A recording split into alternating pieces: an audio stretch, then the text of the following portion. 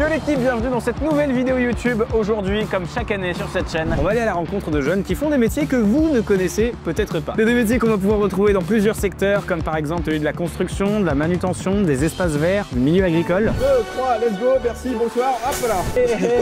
Bonjour. C'était plus petit sur l'ordinateur, hein. Ça avait pas l'air d'être aussi fat. Il peut charger 3 tonnes 3. C'est ça. Putain, c'est cool, il peut supporter ma mère. Et pour m'accompagner dans cette quête, évidemment, il n'y avait pas de raison que je le fasse tout seul. Quelqu'un avec qui j'ai déjà fait une vidéo sur le thème de l'agriculture notamment, Agathe, qui est avec nous aujourd'hui. Salut, j'ai tellement kiffé que je suis de retour. Oui, et Justin, spécialiste des salopettes et des cordes à rideaux. Ça peut toujours servir. Alors vous vous demandez sûrement, mais Roman, de quel métier tu parles? De quel métier tu parles, Roman? Mais je vais vous répondre. Arrêtez de vous exciter comme ça, je vais vous la donner la réponse. Ce sont les métiers de la maintenance et matériel. C'est des métiers qui mélangent deux choses, la technique et la mécanique. C'est bon toi en tout ce qui est technique mécanique?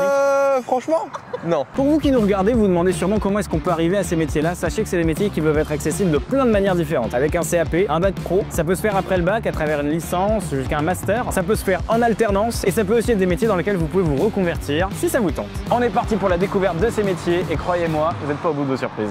Théo, j'ai trouvé ton petit frère. Ouais. C'est le même look. Passe tes lunettes une seconde.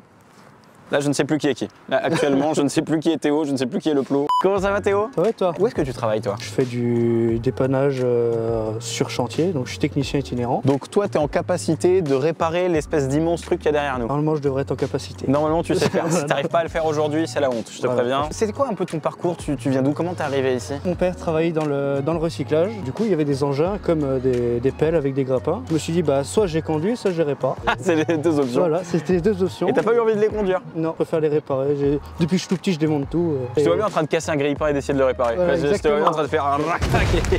C'est qui les gens avec qui tu travailles généralement? Les autres entreprises, dans le bâtiment, dans le recyclage, sur les routes aussi. Si les machines ne tournent pas, les chantiers n'avancent pas, les usines n'avancent pas non plus. Sans la maintenance que tu fais au quotidien, on peut pas avoir les chantiers dont on a besoin pour faire évoluer le monde. Donc tu es un petit engrenage dans un grand... Voilà. Un petit rouage dans un grand engrenage, un plot de signalisation dans un chantier, oui complètement, non mais on est là-dessus. Et alors quel est l'immense truc qu'il y a derrière nous, ça c'est quoi ça? Donc, du coup c'est une chargeuse, c'est plus utilisé dans ce qui est carrière, des usines où ils font l'enrobé. Bon maintenant ce que je te propose c'est qu'on essaye de voir comment réparer cette immense chose dont j'ai déjà oublié le nom. Bon déjà c'est chaud. On connaît rien à ça? On ne connaît rien. Je n'ai jamais réparé de machine. Moi non plus. Quand il y a une mise à jour à faire, déjà j'ai du mal. Je sais, moi quand le grille-pain est en panne, je jette le grille-pain. On va devoir trouver des solutions à ce problème et je pense que Théo il peut nous aider, mais faire gaffe parce que je le trouve pas net ce gars. C'est parti pour l'enquête. Bon Théo, on a mis des gants. Je sais pas à quoi ça sert. Pourquoi est-ce qu'on a mis des gants? Pour se protéger déjà, parce qu'il y a des matières dangereuses aussi. Ça tu me l'avais pas dit par exemple, tu m'avais pas précisé qu'il y aurait de la dangerosité dans cette épreuve. Donc là on va devoir brancher le PC à la machine. Et après voir où est-ce que ça bloque en fin de compte. Ok bah c'est parti. Bon à présent nous sommes dans la cabine. Normalement quand on a un code erreur qui est actif, on le retrouve ici. Là on a 0 message en fin de compte. Ok pour l'instant les gars on a 0 message sur le tableau de bord. Ok, tranquille. Et à l'extérieur, tout va bien aussi. C'est vrai? Super, merci. Donc là on va faire le diagnostic. Diagnostic. Ça c'est le calculateur. D'accord. Donc on va l'interroger. Parle! C'est bien, là je l'ai bien interrogé. Voilà, et on va aller voir dans DTCS. D'accord. Donc en fin de compte, c'est ce qui dit les codes erreurs. Donc du coup, on va aller sur tout ce qui est système de recyclage des gaz. Ça, c'est notre injecteur ADM. Là, j'ai tout ce qui est partie échappement. Sortie échappement avec, je disais, le FAPS qui filtre le matière dangereuse. Le doc aussi, il fait partie aussi du ce qui filtre. Là, en fin de compte, la ligne est bleue sur la sortie noire. Ça, c'est la pression d'air. Là, on va apparemment, on a un problème sur pression d'air au niveau de l'injecteur. Du coup, c'est ce qu'il va t'envoyer. Du coup, là, ce qu'on va faire, nous, on va faire un test, vérifier le système. Normalement, on devrait rester à 1 bar, pas monter au-dessus. On a identifié le problème grâce à Agathe et Justin qui ont été d'une grande aide. Ouais. Oh attendez, là il se passe un truc là. C'était plus petit sur l'ordinateur, hein. Ça avait pas l'air d'être aussi fat l'histoire. Ça s'ouvre complètement. J'ai l'impression que c'est la carapace d'un escargot si on l'enlève. Ok, la panne, il faut trouver la panne. J'ai des outils. C'est super. Et j'ai d'autres. Je pense qu'on va pouvoir se débrouiller. Si t'as bien reconnu l'image de tout à l'heure, regarde où on est. On est au-dessus. On est au-dessus, ça c'est sûr. On va chercher l'injecteur des Blue.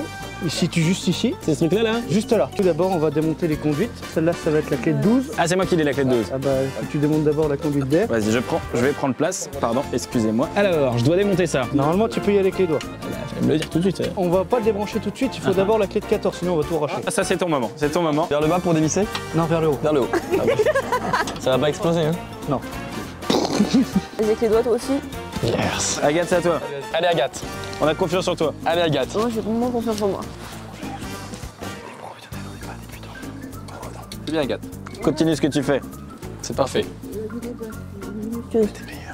Donc du coup, on voit bien qu'il a bouché en fin de compte. La déblouse, ça cristallise au contact de l'air. On va le remplacer du coup par le nouveau que tu as mis là. Tu vas le mettre dans le même sens. Là, depuis le début, en fait, toute la machine elle est en panne juste à cause de cette pièce Juste là. à cause de cette pièce. Un tout petit truc peut avoir un impact sur l'immense machine que c'est. C'est le moment clé de 12. C'est la clé du problème. T'es pas sûr de cette vanne. Non, faut pas surtout pas le faire à la clé en fait. Ah d'accord, donc là j'ai failli tout casser. T'as fait tout casser. Très bien. J'ai failli tout casser, mais j'ai pas tout cassé. Mais il a géré. Ça c'est joué à rien. Ah oui, c'est beaucoup plus facile quand c'est toi qui le fais. Mais normalement on est bon. On a réparé le problème. Maintenant on va vérifier si c'est bon. Théo a l'air confiant, donc je pense qu'on est pas mal. Du coup, je vais remettre le contact. Il y a un klaxon là-dessus? Le klaxon marche! Là, du coup, vous avez été bon. Oh. Putain les gars, on a réussi, bravo!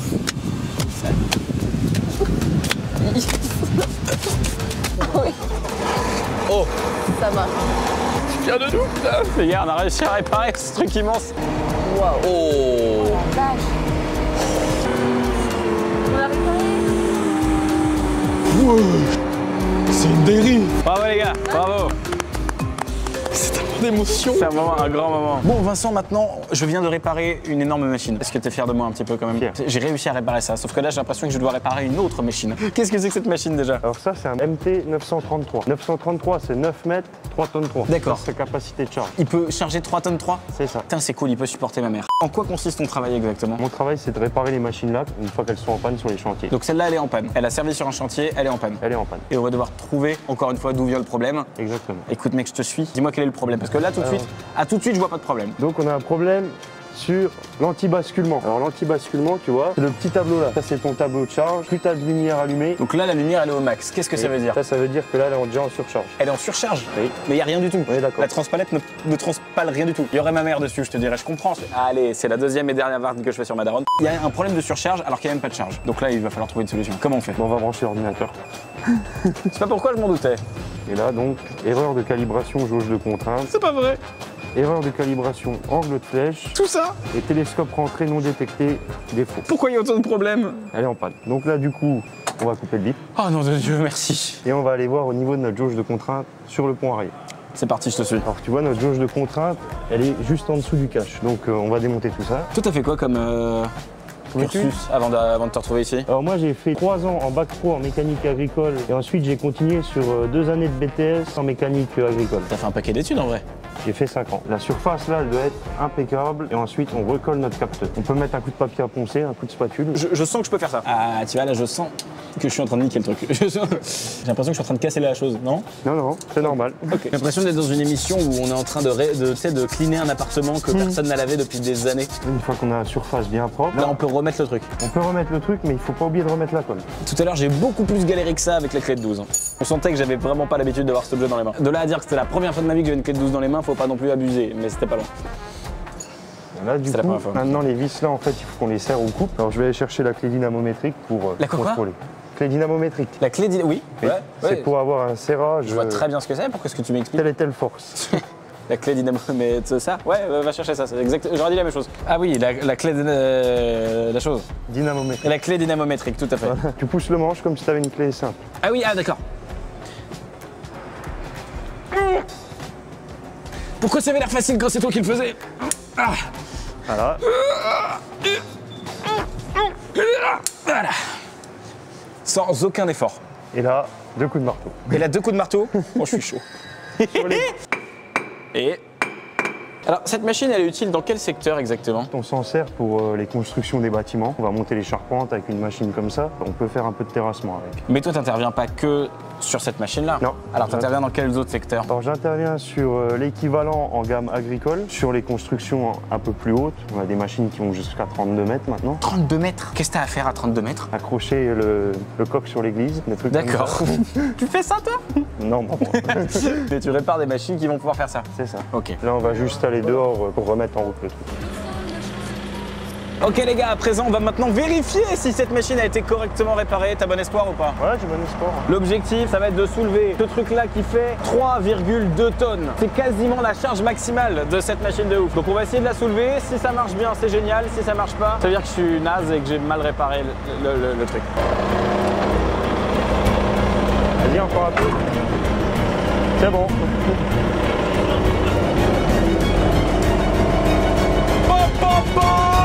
C'est qui a réparé cette machine? Et voilà, cette machine est à présent réparée. Parce que je suis un bonhomme. Bon, surtout parce qu'on m'a beaucoup expliqué en précision le truc et que je suis encadré par un professionnel. Faites pas ça chez vous, évidemment que je sais pas réparer une machine, vous êtes des ouf, c'est un métier. Et bien merci à vous d'avoir regardé cette vidéo, j'espère qu'elle vous aura plu. J'espère que vous en avez appris un peu plus sur ces métiers qu'on ne connaît pas forcément. Vous les gars, c'est quoi le souvenir que vous garderez de cette journée de ouf? Je pense que c'est les engins qui sont vraiment hyper impressionnants. Genre on se rend pas compte à quel point c'est énorme et tout. Enfin genre je sais pas, j'ai kiffé. En vrai, moi j'ai juste kiffé soulever 3 tonnes et me dire ça c'est WAM ça. En tout cas les amis, si cette vidéo vous a plu, si ces métiers vous ont intéressé, sachez qu'il y a plein de postes à pourvoir. Renseignez-vous, on vous a mis plein de liens en description. Et ça me semble toujours important, que ce soit sur cette chaîne ou dans la vie d'une manière générale, de mettre en lumière ces métiers qu'on connaît pas forcément. Et pourtant c'est des métiers qui nous entourent et c'est des métiers qui sont indispensables pour le quotidien. Alors merci à vous de l'avoir suivi, merci à eux d'avoir pris le temps surtout de nous transmettre leur passion, de nous transmettre leur métier, de nous apprendre tout ce qu'ils savaient, même si on n'était pas forcément les meilleurs élèves du monde. Ils ont quand même été de très bonne volonté avec nous, je trouve. Ils ont été d'une gentillesse absolue. Merci à vous, à la prochaine. Ciao. Il n'y a rien qui est toujours...